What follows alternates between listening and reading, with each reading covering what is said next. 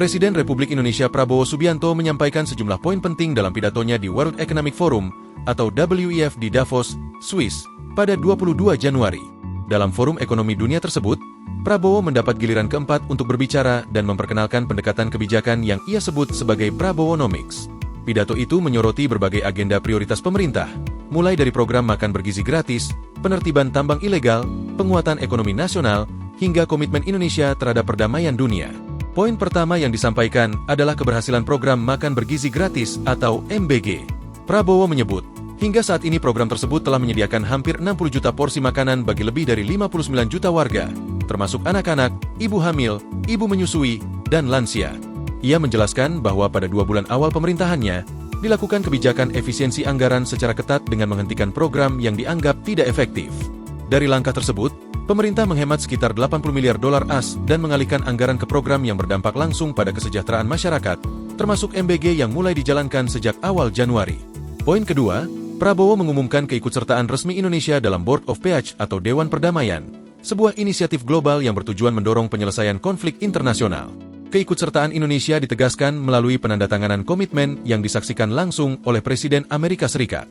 Pemerintah menyatakan bahwa salah satu pertimbangan utama bergabung dalam dewan tersebut adalah untuk mendorong percepatan proses perdamaian di jalur Gaza, sekaligus memperkuat peran diplomasi Indonesia di tingkat global. Poin ketiga, Prabowo menyampaikan langkah tegas pemerintah dalam menindak pelanggaran lingkungan.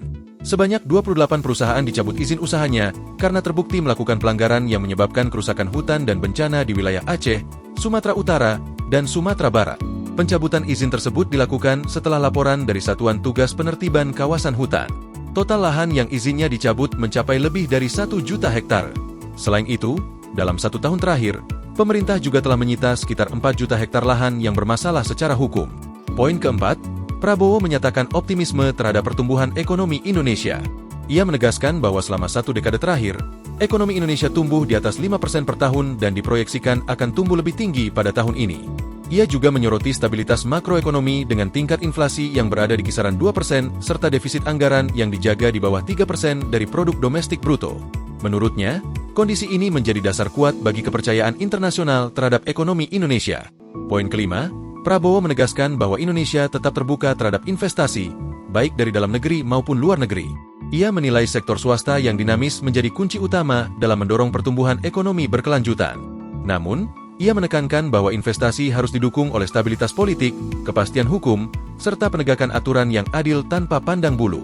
Pemerintah, kata dia, berkomitmen menciptakan iklim usaha yang bersih, kuat, dan demokratis. Dalam penutup pidatonya, Prabowo menyinggung praktik ekonomi yang ia sebut sebagai Gradionomics atau ekonomi keserakahan. Ia mengkritik pengusaha yang dianggap mengabaikan hukum dan kedaulatan negara demi keuntungan pribadi.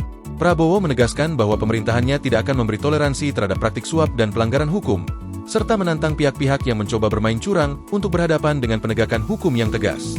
Pidato ini menegaskan arah kebijakan Indonesia di bawah kepemimpinan Prabowo Subianto yang menitikberatkan pada kesejahteraan rakyat, keberlanjutan lingkungan, stabilitas ekonomi, keterbukaan investasi, dan peran aktif Indonesia dalam menjaga perdamaian dunia. Demikian berita hari ini. Jangan lupa untuk like, komen dan subscribe agar terus update dengan berita-berita terbaru dari kami. Sampai jumpa di video selanjutnya.